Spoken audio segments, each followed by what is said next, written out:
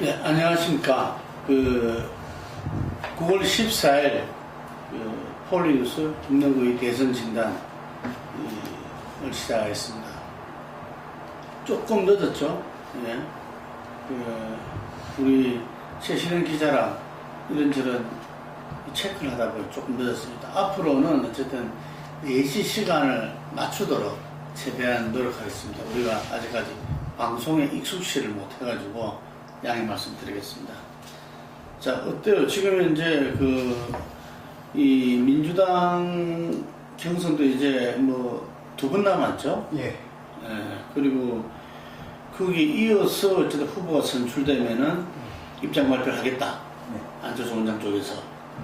그리고 박근혜 후보는 지금 이 여러 가지 뭐 역사 인식이다 뭐다 지금 이제 굉장히 좀 이렇게 공공연 취향 같으면서도 나름대로 또 대응을 하고 있고 바야흐로 대선이 이제 좀 정리돼 가는 좀 느낌이 있습니다. 어떻습니까? 지금 현재 정치권에서는 세 개 축이 움직이고 있죠. 네. 한축은 이제 박근혜하고 안철수, 네. 다른 또 한축은 이제 민주통합당 이제 경선 세 개 축으로 정리가 돼가고 있는 분위기고, 일단 야권 쪽에서는 16일날 1위 후보가 50%를 넘으면 사실상 끝나는 거기 때문에 안철수 원장이 바로 대선 출마를 선언할 가능성이 높고, 그렇게 될 경우에는 이제 여권의 박근혜, 또 야권에는 민주통합당 후보 1위 후보와 그리고 또 안철수 원장, 이 세 개의 중심축이 바야흐로 이제 대선 빅뱅 구도를 형성했다고 봐도 과언이 아닐 정도고, 다만 이제 민주통합당 같은 경우에는 위기가 초반보다는 좀 조정 국면으로 접어든고는 있지만 아직까지 근본적인 위기, 그러니까 친노의 패권주의라든지 이런 부분들에 있어서는 아직 완전히 해소가 되지는 않았기 때문에 그 위기론의 불신을 안고 있다, 이렇게 보고 있습니다. 안채 기자, 친노의 패권주의라는 것은 일방의 주장 아닙니까?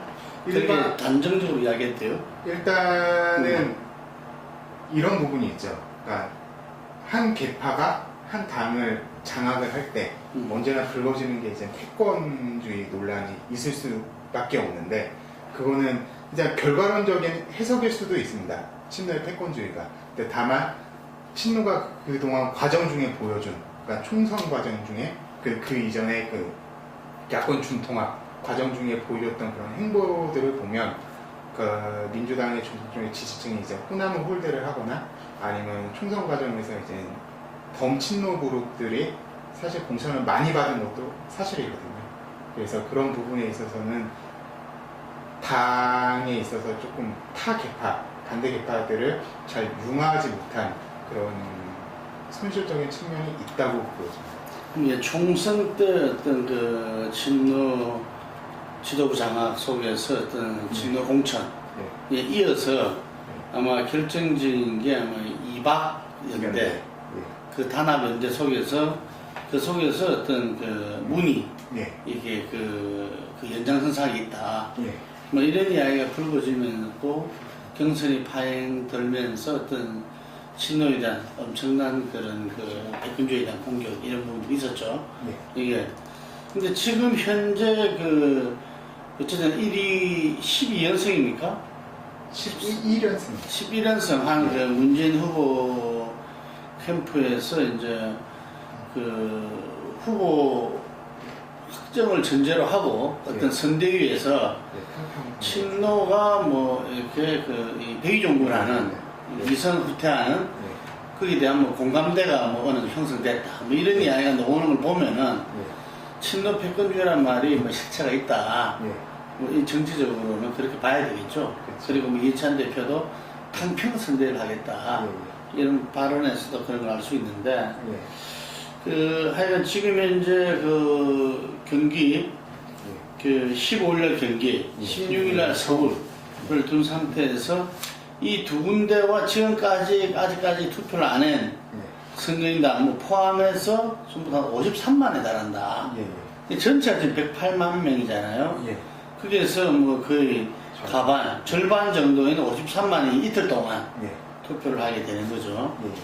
그래서 이 수도권에서 인천이 먼저 투표가 있었고 지금 경기 서울이 하게 되는데 이 전반적인 판세로는 어쨌든 간에 처음에는 수도권에서도 뭐 예를 들면은 그 인천 같은 경우는 그 김두관 그 후보 이용 전 의원이라든지 그 문병호 이 시당위원장이라든지 뭐 이런 부분들이 상당히 그 김두관 후보를 갖다 일찍 그 지지하면서 김두관 후보 뭐 손학규 후보 뭐 예를 들면은 그게 신학용 의원이라든지 그래서 문재인 후보가 조금 이 인천에서 밀리지 않는 데 했는데 뭐 여유있게 가반을 넘었어요. 그래서 수도권에서 가장 조금 이렇게 이 상대적으로 취약지역인 인천에서도 가반을 넘었기 때문에 경기 서울에서도 뭐 무난하게 가반을 넘지 않겠냐 이런 게 아마 캠프고 당에서도 뭐 대체로 비슷한 뭐 압도적으로는 넘지 못하더라도 그런 이야기들이 지금 있는 것 같아요. 이게 그래서 제가 지난 그 이틀 전에 이제 예측컨대 한 7대3 정도로 예상을 하고 있다. 이제 그때 이제 이 대구 경북 발표가 되기 전이지만 7대3 정도로 해서 70%가 결선 없이 이게 그 16일 날 서울 거기서 후보로 확정되지 않겠냐 이런 이야기인데 여전히 이제 그 이 수도권은 변화가 많은 데다 막 그러면서 손학규 지금 김두관 쪽에서는 뭐 어쨌든 간에 결선 투표 가서 본인들이 어떤 결선에서 이 선거혁명을 이루겠다라고 이제 단단히 그걸 하고 있는 그런 상황이죠, 현재. 그런데 이제 지금 이 결선 투표 이 여부가 이 초반에는 상당히 좀 이렇게 그 문재인 후보 가반이 어렵지 않겠나 싶었는데 워낙 그 경선에 말이 많고 친노 패권주의 주류에 대한 어떤 그 이 책임론, 이 경선 파행에 대한 이랬는데 아까 말한 대로 우리 최 기자 말한 대로 갈수록 이 각종 여론조사에서도 지금 이제 뭐 D-100을 앞두는 조사에서 가장 큰 특징이 문재인 후보가 다자구도, 양자구도, 뭐 삼자구도 다 올랐다는 사실이죠. 그래서 컨벤션 이게 경선이 끝나기 나서 나타나는 게 컨벤션 효과인데 이미 그 전에 상당히 효과를 지금 이제 그 보고 있다. 그래서 민주통합당에서 어쨌든 간에 이 문재인으로 그 결집되는 이제 그 후보를 갖다가 이제는 힘을 모아주자 하는 분위기들이 좀 있는 것 같아요. 왜냐하면 이게 50%이 투표율이라는 게 처음이거든요. 그 민주통합당에서도 엄청나게 그 박용진 대변인 같은 경우는 뭐 김 빠진 맥주를 마시는 것 같다는 식으로서 이 새누리당 경선을 갖다가 아주 좀 비꼬았죠. 이게 그게 43%였어요. 이게 투표율이. 근데 지금 이게 또 50% 정권 교체를 바라는 변화 열망이 있었다면 최소한 70% 이상은 돼야 되는데 이 50%에 불과했다는 게 상당히 좀 아픈 부분입니다. 이 누가 되더라도 거기다가 문재인 후보 50% 같으면 25%죠. 이게 그 전체의 어떤 그 25%를 반영하니까 이게 상당히 좀 우려되는. 오히려 문재인 후보도 막 결선 투표 해가지고 결선 투표에서 70% 이상을 갖다가 하는 뭐 이런 욕심도 낼만해요. 그러면 남는 거는 뭐냐면 70% 후보가 되는 거거든. 근데 지금은 극단적으로 이야기하자면은 25% 후보가 되는 거야. 예를 들면은 그래서 뭐 그런 측면 그것도 인위적으로 조작할 수는 없는 거고. 하여튼 뭐 그런 측면이 그 있는 것 같습니다. 그럼 그 만약에 결선 투표 가게 된다면 또 포인트 하나가 그 비문연대 아닙니까? 네. 그래서 그 당 관계자들의 말을 들어보면 비문연대는 사실상 어렵지 않냐. 지금 현재로서 정세균 후보 측은 뭐 비문연대에서 좀 빠진 분위기고 그리고 김두관 후보 측도 사실상 이렇게 적극적이진 않을 수 있다 뭐 이런 얘기도 나오거든요. 그렇죠. 지난번 지적했지만 예를 들면 결선 투표를 가더라도 문재인 후보를 꺾는 이변을 선거혁명이라고 이야기했으면 자기들은 하기 상당히 어렵다. 물론 이제 71년도 그 민주당 전당대회 때도 그 이 1위에서 그 김영삼이 되고 2위가 이제 김대중 그리고 3위가 이제 이철성이었죠. 근데 그때에서도 이철성 쪽과 김대중 후보 측이 무슨 노선이라든지 이런 것들 뭐 있다면 강주 전남과 전북을 대표했던 이런 부분들이지만 하여간에 노선상으로는 상당히 달랐음에도 불구하고 이제 결선 투표에서 연대에서 그 1위였던 이 YS 후보를 제끼고 이제 대선 후보가 됐었죠. 근데 지금 같은 경우도 상당히 뭐 그럴 여지 전혀 없다고는 말할 수 없지만 경선 파행 이후에 그 복귀하고 나서부터 새 후보들이 좀 행보가 이 컨셉이 결이 좀 달랐어요. 예를 들면은 그래서 손학규 후보는 아예 그냥 정면으로 결사항쟁의 가운데 문재인 후보랑 이렇게 그걸 했던 각을 세우고 했던 거 말씀하신 대로 이 정세균 후보 같은 경우에는 이전부터 그 범주류였던 그 같은 이 맥을 닫고 있기 때문에 상당히 이제는 어떤 이 당과 그 문 후보에 대한 어떤 공격보다는 어떤 정책과 비전을 갖고 그 이후에 캠페인을 벌였다.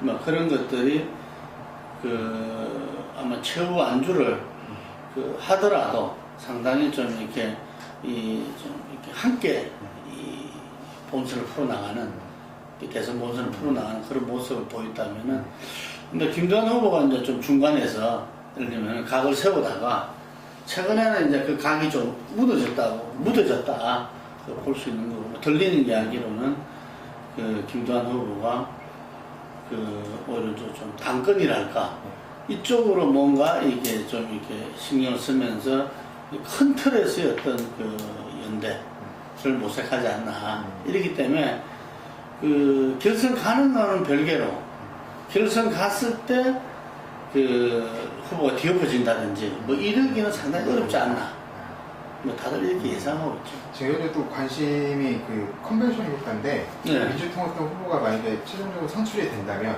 지금 현재 그 1위를 달리고 있는 문재인 후보가 상당히 치고 나가는 국면 아닙니까? 그러니까 어느 정도까지 그 지지율이 상승할 수 있다고 보십니까? 다자구도에서 보면은 뭐 30대 후반 박근혜가 예. 그리고 20대 뭐 이렇게 중후반 예. 그리고 10대 후반 어느 조사에서 20% 간신히 넘기도 하고 했죠. 예. 이게 요 지지율이 3자구도에서 비슷하게 나타납니다.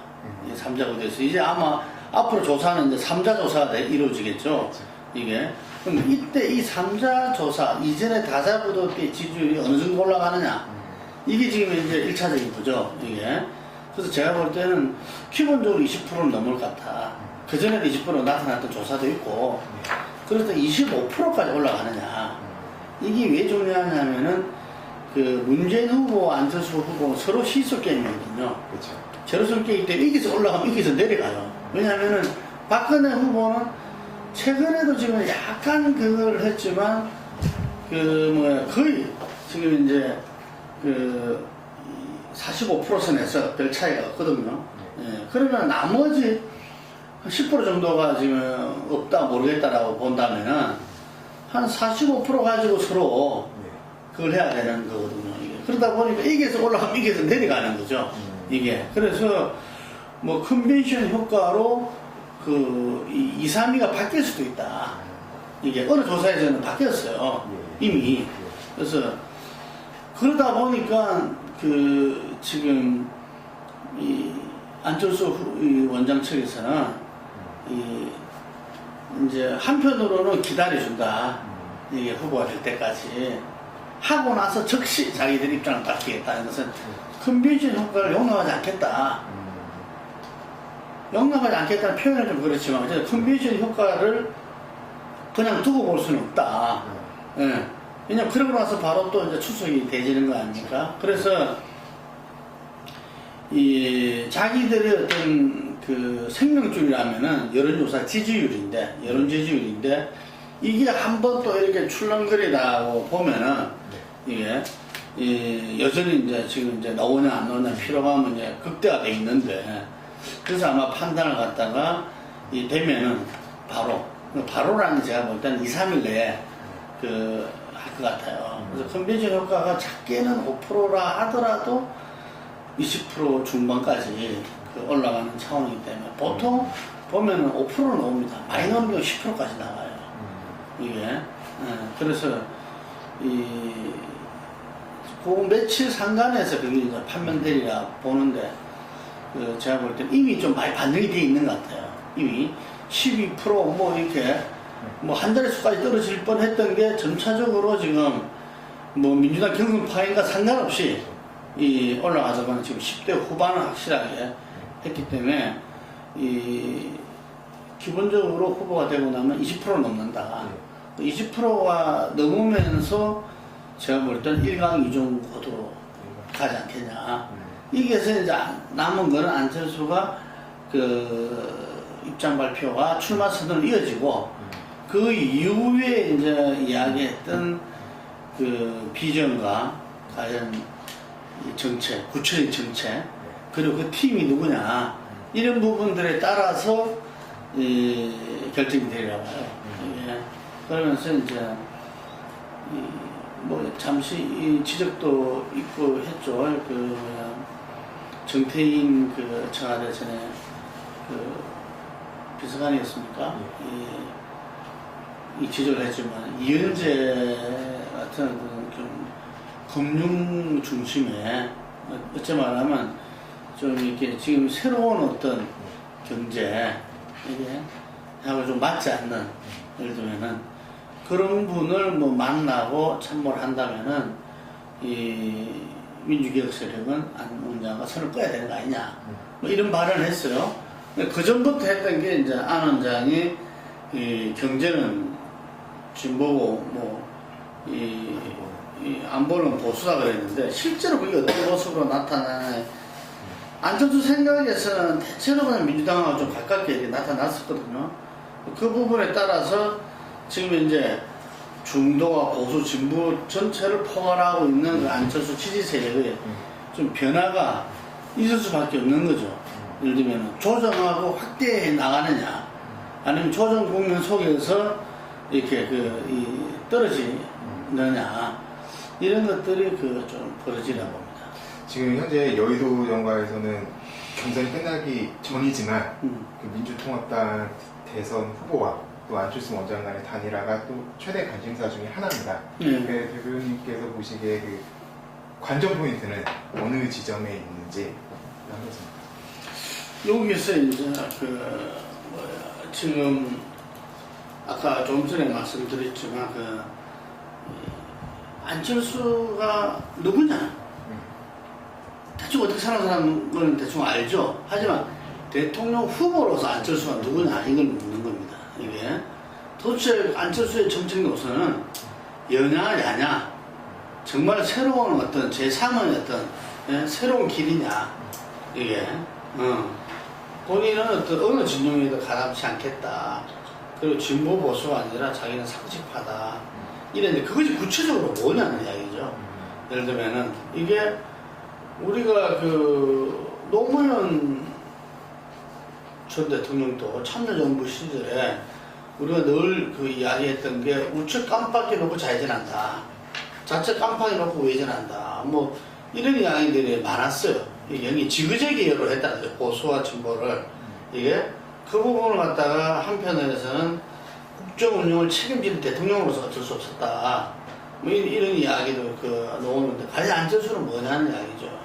이게 안철수를 지지하는 사람들이 저건 아닌데 할 수도 있고, 오히려 안철수 내놓는 빈정과 정책에 따라서 더 많은 사람들이 모일 수도 있고, 지지가 더 올라갈 수도 있는 거죠.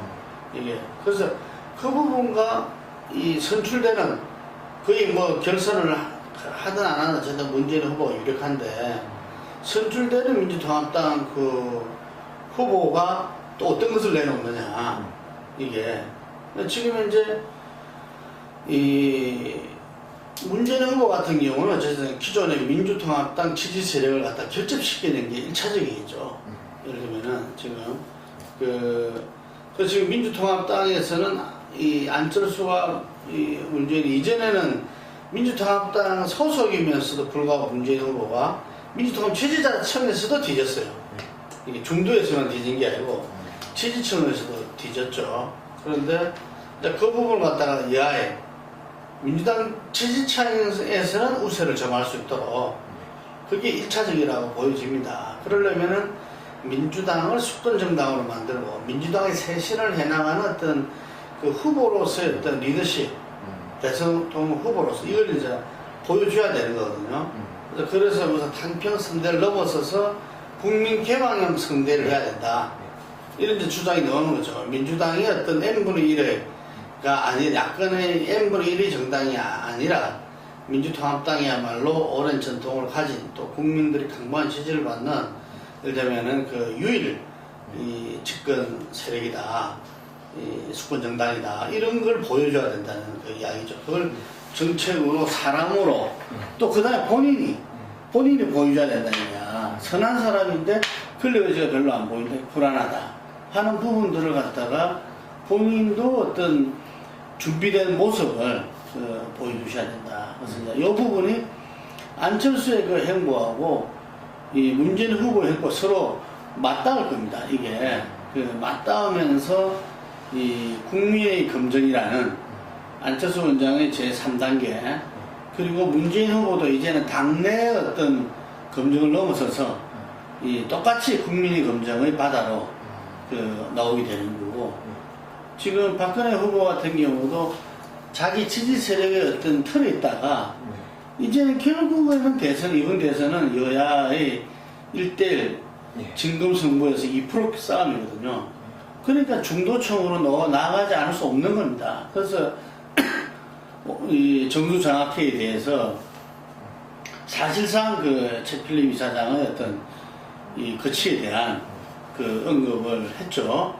그리고 그 인혁당에 대해서도 뭐 사실상 사과한 거 아니냐.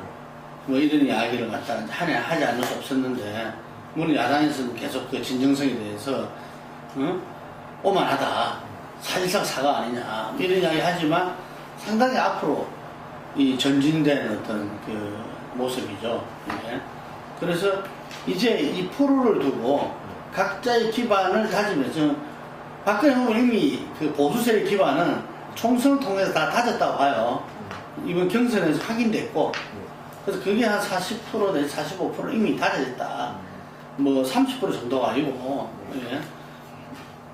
근데 이제 문재인 후보가 민주당 지지자들을 이제 다져야 될 것이고, 이게 그 안 원장은 지지의 반이 민주당 지지입니다. 반 이상이. 그래서 오늘 망월동 갔지 않느냐. 근데 뭔가 자기도 이제는 그 선을 분명히 해야 될 때가 온 거죠. 이게 이쪽 저쪽 자기가 다 한다 그게 아니라 중심이 어디 있는가를 이제 나타내야 될 때가 된 거다. 이게 그래서 이제 그런 가운데에서 바야흐로 이제 다음 주부터는 이 대선 삼국지가 이제 막이 올랐다. 말한 대로 박근혜, 문재인 그리고 안철수 이 삼각관계에서 이제 국민의 검증. 국민들이 이제는 그 어떤 후보 검증에 대해서 여러 언론 매체들이 아마 자기 나름대로 어떤 색깔과 계획을 가지고서 후보 검증에 들어갈 겁니다. 그래서 그런 부분들이 정말 언론이 자기 기능을, 역할을 잘 할 수 있도록 하길 바라고, 우리 또한 폴리뉴스에서도 그 후보 검증에 필요한 어떤 정보라고 뭐 인터넷에 쫙 있는데 여기 어느 게 맞고 어느 게 틀리고 예를 들면은 뭐 어느 게 중요하고 이런 잘 혼동될 수 있거든요. 그래서 저희들도 그 후보 검증을 위해서 좀 차분하게 그 후보들에 대한 여러 부분들을 통해서 그걸 좀 하려고 하고 있습니다. 그래서 자, 망오른 대선 삼각지 우리 폴리뉴스로 또 김능구의 대선 진단과 함께 같이 풀어나가도록 합시다. 다음 주 뵙겠습니다. 오늘 수고하셨습니다. 감사합니다.